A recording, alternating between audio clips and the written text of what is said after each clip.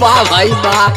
जा का ही करेला हो देख के हमके हमेशा यहाँ तमाशा उतरल ह का? अरे तमाशा तो उतरल बा कि देसी मुर्गी बिलैती बोल। ढेर बोलवाइबू तो खुल जाई पोल। ऐसन है ना ढेर ऐठा मत का बोले चाहत हुआ हो?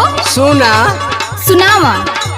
रख देलू नहीं हरे को नमावा डुबाई के, रख देलू नहीं हरे को नमावा डुबाई के, गोबर फेंक के जालू ब्यूटी पार्लर से आई के।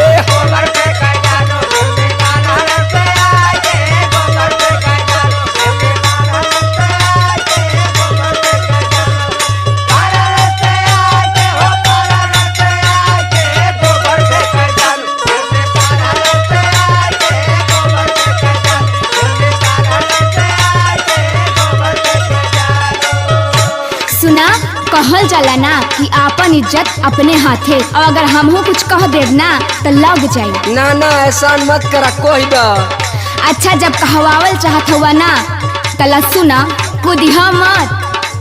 अपनो तो देखा जानी बोला बढ़ी बढ़ी के, अपनो तो देखा जानी बोला बढ़ी बढ़ी के, बकरी चरावा तारा हेने बिया बढ़ी के। बकरी चरावा तारा हेने बिया बढ़ी के, बकरी चरावा तारा हेने बिया बढ़ी के, बकरी चरावा आए में बिया बढ़ी के, होए में बिया बढ़ी के, बकरी चरावा तारा हेने बिया बढ़ी के, बकरी चरावा तारा हेने बिया बढ़ी के, बकरी चरावा तारा।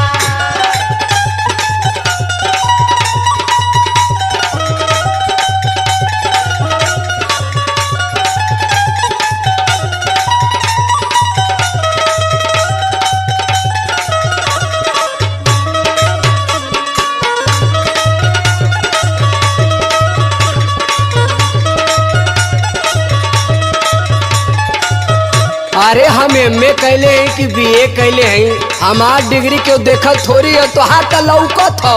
का लौकत हो का लौकत हो? अरे वह जवन मुहम्मद करावल जाला का कहा जाला लीचिंग पिलीचिंग। इहे डिग्री ले ले हवा बोलहु ना आवत हो।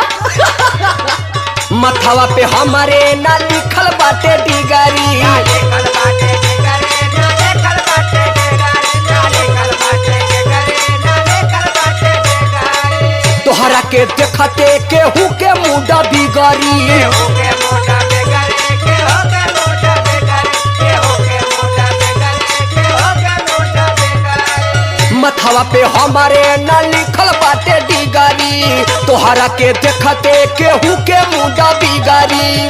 फायदा कौन है यार इस पाका